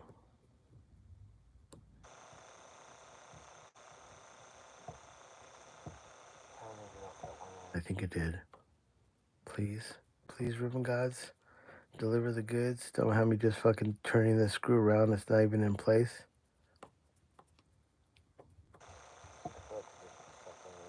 Fucking shit. No. I need a drink. Hold on. Holy smokes. Bananas, I know. Hey brother, did you write me about a 160? Is that you? About repairing a 160? I think it was you. Correct. I sent you an email and a reply. Actually, my information is here too. If you want to write me an email, and I'll definitely do that 160. But I don't. If that was you, I don't know if I haven't checked my messages. Obviously, I'm here. But are you located in LA? I kind of thought maybe you were.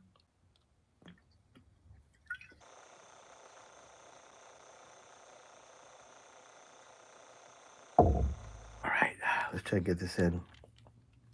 So this is crooked. I know. I just did it. Oh fuck. I gotta get my light cam on. Hold on.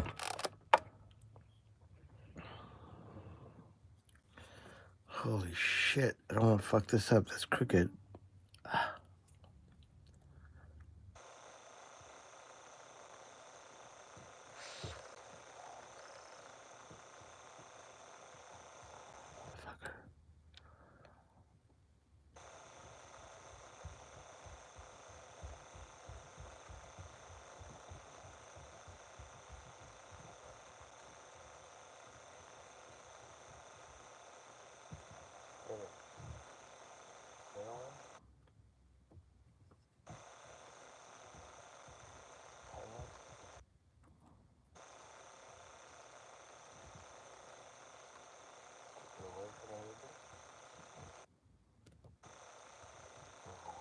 Good motherfucker.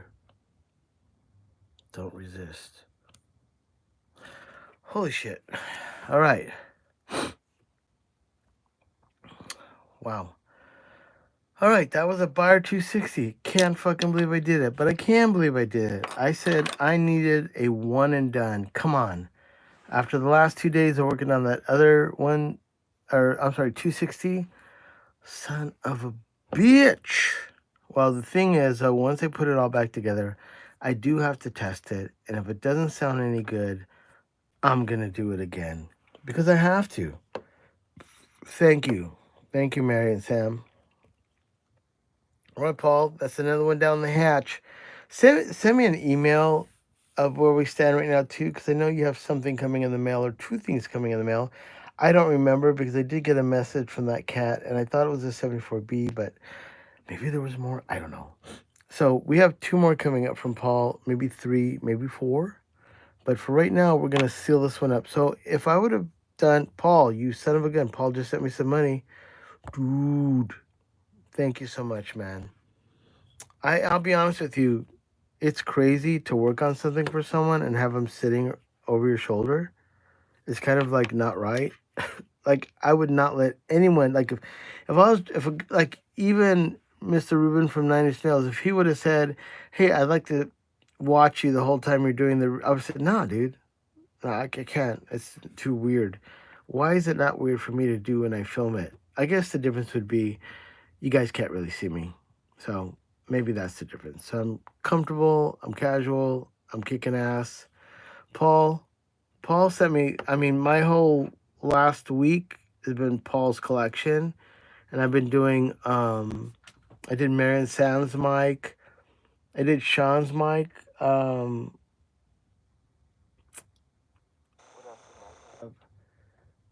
Jay Clayton. I'm doing his. Hopefully to be going out on Monday with Mary and Sam. I'm trying to get shit done. All right, so we need to glue this on. And so I'm going to just repeat what they had done. They had used some kind of like a rubber cement. And the reason I want to use rubber cement is I may have to get back in this again, even to re-ribbon it, or Paul, like, somewhere down the road blows it. You don't seal it up so someone can't get in it, because that's just kind of retarded. So I'm going to use rubber cement. If you don't know what this smells like, it smells like when you were a kid and you made model airplanes. But I'm going to put, oh, it's too loud, but that's okay. I can thin it down.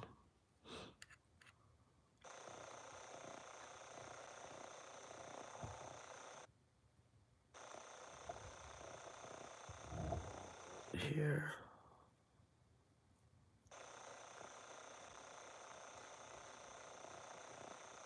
Not to worry about this. I want to seal the edge.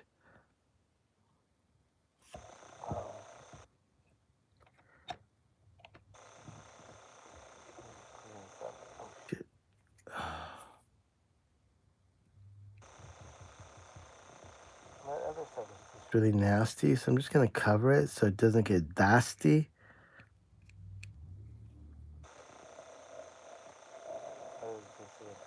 Fucking dusty.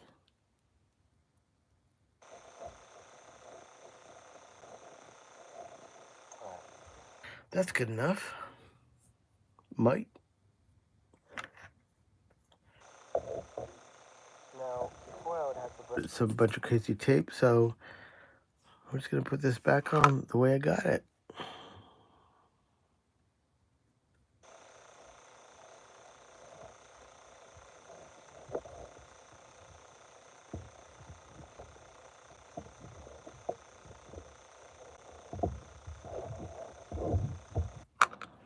I have to, thanks, Paul. Thanks for sending those funds. Yeah, if you want to help me out, man, just in the descriptions, you can, or below the description, there's a little thank you icon. You can buy me a coffee. But like I said, if you really, really, really want to make me happy, get one of my ribbon mods, because I can't, I mean, I feel like I'm not only saving you money, but I'm getting you something that's quality you don't have to spend $3,200 on. All right, that looks about even. And as you can see, a little bit of the rubber has come out there. That's okay. A little bit of the rubber glue has come out there. It's okay. It doesn't matter. But this is tight as fuck. All right. So now we had finished. Let me put the, make sure I line the R with that. So Paul, you remember that the R is the center of the ribbon? Oh wait, maybe I'm wrong. Hold on. Maybe it's the other side.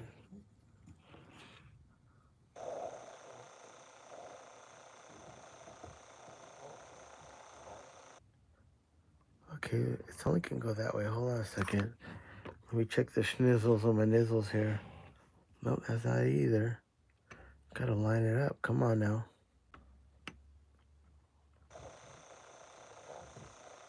In there. It looks like it's on the Y. Make sure.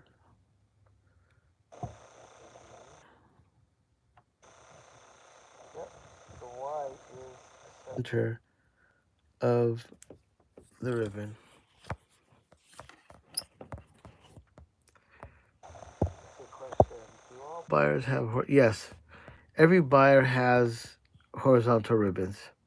They're harder than fuck. Like, you can't buy them unless you happen to be, like, if I lied my way into saying, hey, I want to do buyers, and I could pass the test and I could become a buyer repair guy of the West Coast, fuck that shit. I don't want to do that. But that's the only way you could probably get them. I knew a guy that got a bunch of old school ones, and he was a nightmare to deal with. When I first started doing ribbons, and I was doing my own 160s, I had a vintage one that was like Jimmy Page, Jimi Hendrix, and he's the best, one of the best ribbon guys at the time in the country. He knows, became my friend because he saw me working on 160s, and he was nice. He initially gave me some really cool information that helped me understand ribbons and answered my stupid fucking questions, because I had a lot of them. And I told him that I bought a vintage 160, and I'd be honored if, because he bragged about having old school ribbons, real ones.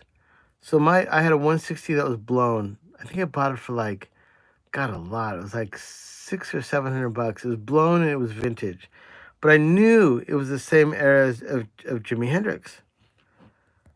And he's like, "Oh yeah, man, it's I'm gonna put a old stock 160 ribbon in it." And the reason I wanted it, because I wanted to have kind of a, like when they do tests, and you could have something that was like, if they're doing 3 examples, one of them has to be, I forget the control. So my mind was, okay, I bought this for 600. I asked him how much is his service. It was like $350 to put a vintage ribbon in it. So then the mic could become then purely vintage. And that's exactly what I wanted, because as I re-ribbon ribbons, as I'm trying to set the mark of did I really kill it, I want to have an example and an old vintage one, even though they have probably Alnico magnets, they're not neodymium like modern mics. I just wanted that. So I paid the money. I sent him it, and I know he knows I can rip apart a mic. But I told him, I go, dude, just put the ribbons in it. I want a great example of a 160, and I promise you, I don't want to open it up. I don't want to see what you did. I just want it to be original. So I sent him $350. He told me he did it, and he said it was the best example I ever heard of a 160. He's the best in the country. I'm not fucking around. I'm not even making this story up. And I'm just like, not that I'm anyone. At the time I was just doing 160s, but I was really impressed by him. And I said, I'm not saying that I'm like a god either. Like, yeah, make me a fucking 160 that kicks ass for my studio. So I got it back. He told me that was the best 160 he's ever tested against. I plugged it in, and it sounded like fucking shit. I was like, oh no. It got fucked up in the mail. So I didn't even call him. I just kind of went, fuck, man. I can't take it apart because I just paid $350 to have him put old ribbons in it. And I didn't want to take a chance of ruining the ribbons. But I ended up just going like, well, it's not sounding any better. On a scale of 1 to 10, it sounded like a 3. And I don't think initially it was like whatever he did after I tell you what he did, whatever he did, it went wrong maybe in the mail. I'll give him that benefit of a doubt. But when I got it, it fucking was terrible. And I had 160 that I put my ribbons in, and it fucking smoked that ribbon by so much. Like, just, like if mine was on a scale of 1 to 10, I'd just say give it 11 because it kicked ass. And then the one that he did sounded like a 3 or 4. So I open up the mic, just what you saw me do here. And when I remove this top bulb, what you should see in a Beyer 160 is that same kind of cap thing, but it's smaller, it's gray, has tape all around it, and there's a screen that exposes the ribbon to the sound that goes through. So when I pull this off, there was like a dirty sock on top. And I mean a dirty sock in the sense it was some kind of cloth. Do you ever see Star Wars with sand people? And they were kind of fucked up in a desert storm, and they had those like sand, like their clothes was like a wrapped socks around them that were dirty. It was like a dirty cloth glued to the top. And I was just saying to myself, what the fuck is that? Why would you put like no 160 I've ever saw, they have a cloth or anything that hinders the sound going into that. Hitting the ribbon is what you want, not putting a cloth there. So then I take off the cloth and I look inside and I go, oh my God, what the fuck is that? And they had some ribbons in there that weren't old stock Beyer 160 ribbons, which is what I paid for. So I look inside and I go, now I've already taken the mic apart. I've ruined it. But I didn't give a fuck because one, if you get a vintage Beyer 160, you're not going to find Sand People from Star Wars dirty sock cloth on top. I ripped that off. I look inside and the foil was strange. I go, oh my God, I can't believe what I'm seeing because I kind of know what it is.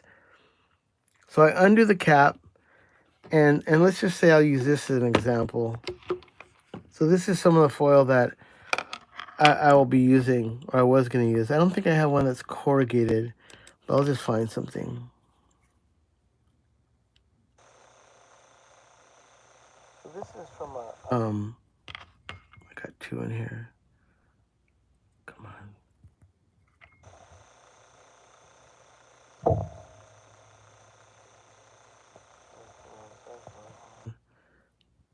Okay, let's just say like this. So I take the foil and I look at it. This is good foil. This is actually from a Kohl's. It's 0.6. The thinnest. Look at how light this is. So I can drop it. You know, it's like air. And you have to fucking put that in a mic. Fuck that shit. And I do it.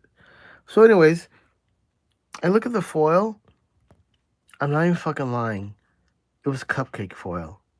The guy got cupcakes. He cut them up. And he was telling me about how durable his ribbons were. It was fucking cupcake foil. So then I don't know. At the end of the day, was that guy just fucking with me to show me, like, I don't know, he's like, oh, that guy's getting too good. I'm going to fuck him up. The guy charged me 350 fucking bucks. And I was so embarrassed, I never wrote him back. And then after about a month or so, he stopped following me. And I was just like, well, then fuck you. And I stopped following him because I was so embarrassed that the best ribbon guy in the country put sock fucking cotton on top of the mic, put in cupcake foil as the ribbon, as opposed to what he was supposed to do is glue the top back on. And he used to brag about his collection of vintage 160 ribbons that he got from a Beyer repairman out here or out there, wherever he is. And I'm not going to say his name, but he never even asked me, like, hey, how did that sound? I don't know. So here I am now, like 3 years later, I'm doing these microphones. I would never do that to someone. Even that guy that wrote in here, his name was like Salmon Love Pump or whatever he was called. And he's like, come dump. You know, all right, dude. And if he says, hey, I want a ribbon mic, I would give him a fucking good ribbon mic. I don't care. I'm not going to give him a shitty ribbon mic because he's Salmon Love Pump and all he can say online is fucking cum dump. But I would make it as best as I could for him. I would test it and I would send it to him and hopefully he's happy. But for me, I don't know what that was about. He knew I could take it apart. And I don't know how he thought that was like somehow cool. The Raiders, Tuscan Raiders. But anyway, so I'm gonna be. I think. Oh, take it all. Yeah, that's a wrap. I put the screws in. Paul, one and done. I love it. That only took me 113 minutes. And how many mics have I done for you? Jesus. Anyways, man, Paul's cool. He's a good sport. Hanging out over my shoulder. The other night when I was working on a mic, he had to just like turn off. He couldn't watch it. It was too scary. So anyways, man, I'm going to be headed out of here. My last pimp of the day. In my description are a bunch of microphones that I can work for you. Just write me an email. Ask me what kind of ribbon mics you have. It's across the board. $250 every mod. You're going to send me a Kohl's. You're going to send me a 160. You're going to do an R144. The only thing that will be more is Kohl's fucking insurance is fucking insane. It's like $3,000 for a pair. So according to the mic that you're sending me, covering an insurance, like MXLs are cool because it's not a lot to cover the mic. And even if I'm rating it at $350 in insurance, it's only like, I don't know, it's like in total, I think it's always like, I don't know, $30, maybe $35 to ship it fully insured. But yeah, if it's Kohl's or something else, like what me and Paul are doing, that box is already weighing a lot. We got a lot of mics, we got a lot of insurance to score out, but we can get it done. But yeah, I can do most ribbons.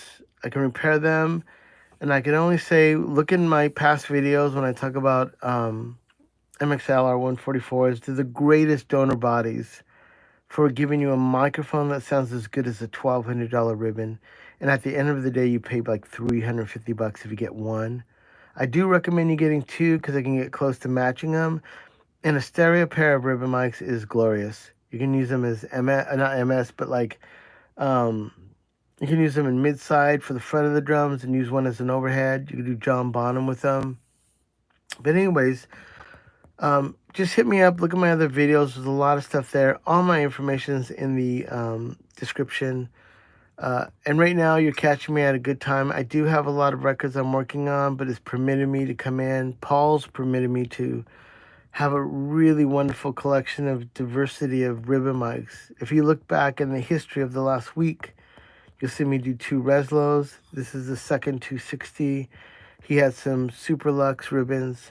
Got some old timers coming up, and then some other mics. Will keep them a mystery till they arrive. But yeah, I mean, and I'm into it. I have some 160s coming in. I just did maybe 4 cold microphones. I did another 160 and a 260. So yeah, I'm ribbon mic'd out, but I fucking love it. I have my own ribbon mic company too. It's called Original GravityWave Microphone Company, OGMC. I have a new mic. I wish I can show you what it looks like. It's so fucking sick. It's kind of like a BK5, which is an old RCA ribbon used, like made famous, like Black Hole Sun guitars, and all that stuff is a BK5. Everything off Super Unknown is a BK5 and a dynamic for guitars. So yeah, I just fallen in love with the BK5, and I just kind of put that together. Excuse me. Uh-oh. Topo Chico time. Hold on.